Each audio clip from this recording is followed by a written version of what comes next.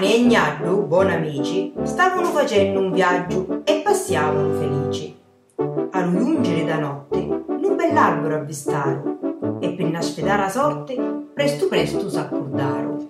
Tu a chiare da duramo, io mi metto una danicchia, così buona riposamo e dormemo pittannicchia. Così a notte trascorrio e quando il sole si levava, lui a luzzo si susio e lo verso suo cantavo.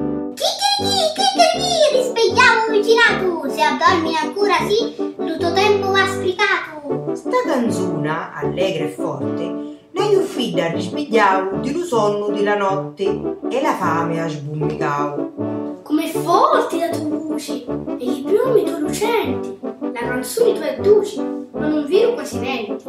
E di rami si è bruciato, se ci missi tocca sutta, buono fosse un mirato e la razzia mossi tutta. Io scendissi con piacere, se d'accordo è un portinaio, faccia a chiedere un favore e così mi conosciamo. Ogni posto sta signori, che ci parlo in mantinenti. Dormi ancora lu poltroni, in tanta nicchia beatamente. Va la iurpe prontamente e comincia a buciare.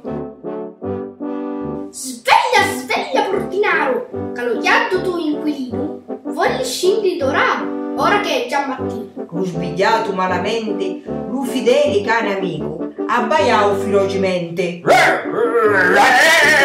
Lo scandazzo non vi dico, di la iurpe poveredda, che ancora sta correndo, con la panza sempre leggia, lo canazzo maldicendo.